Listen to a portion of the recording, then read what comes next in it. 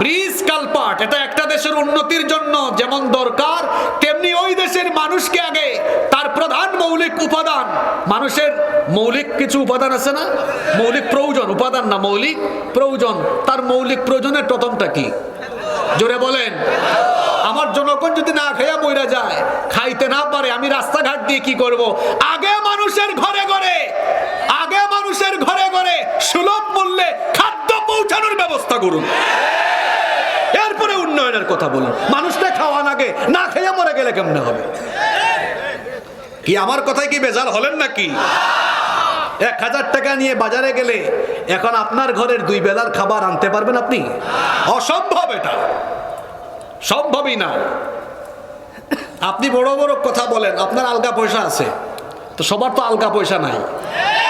আলগা পয়সা বুঝেন আপনারা? আচ্ছা, বুঝলে ভালো।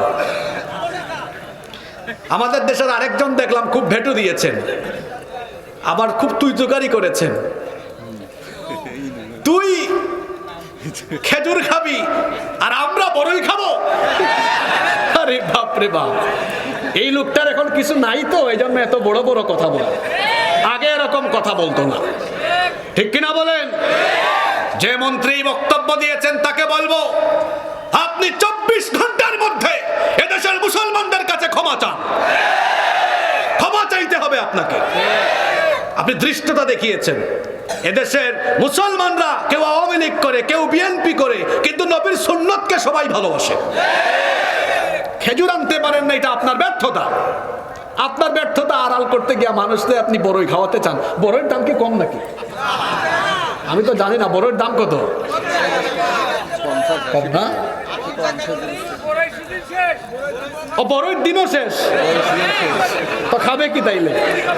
তা দেখেন আবার নতুন করে কি রেসিপি দেওয়া হয়। রেসিপির তো অভাব।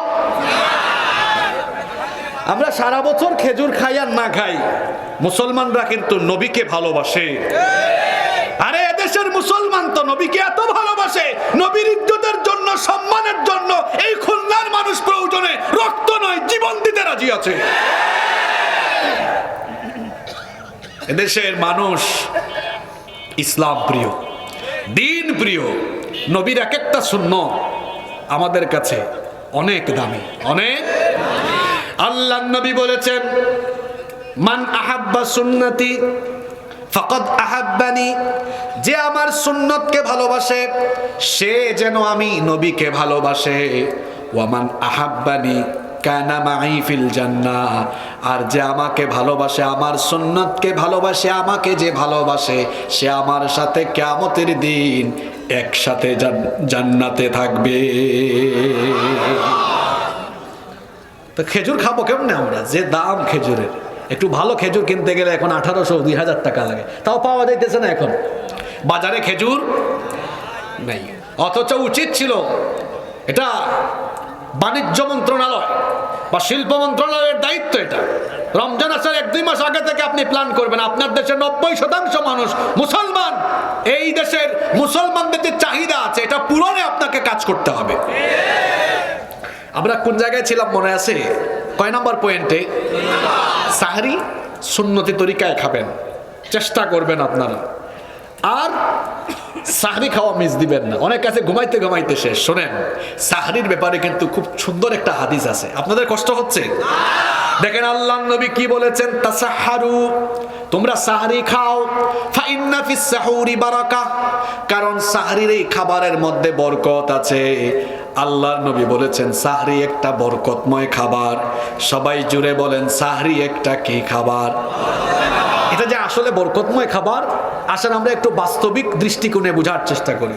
এই যে এখন রমজান মাস না, সকালবেলা নাস্তা করলেন, দুপুরে খাবার যদি খাইতে খাইতে একটু দেরি হয়, আসরের নামাজ হয়ে যায়, মেজাজ নরম না গরম? জোরে বলেন। মেজাজ ঠিক থাকে না। আর রমজান মাসে সেই ভোর রাতে সাহরি খাওয়ার পর ইফতার হয়ে যায়, ইফতারের টাইম পর্যন্ত আমরা না খাইয়া আছি, মেজাজ তখন নরম না গরম? জোরে বলেন। ওই যে এই খাবারে বরকত আছে, সুবহানাল্লাহ পড়েন। বারাকা আরবি শব্দ, এটার অর্থ হলো কল্যাণ। ইসলামী শরীয়তের পরিভাষায় বারাকা বলা হয় এমন জিনিসকে যেটার মধ্যে আল্লাহ বিশেষ কল্যাণ দান করেন। আল্লাহর নবী বলেছেন সাহরির খাবারটা বরকতময়, এই খাবারে আল্লাহ তাআলা বরকত দান করেন, সুবহানাল্লাহ। সাহরি খাওয়ার দুইটা ফায়দা, জোরে বলেন কয়টা ফায়দা? এক নাম্বার, সাহরি খেলে সারাদিন বরকত পাওয়া যায়, কাজে কর্মে বরকত পাবেন। কি পাবেন? আরেকটা ফায়দা আছে না? আরেকটা ফায়দা কি?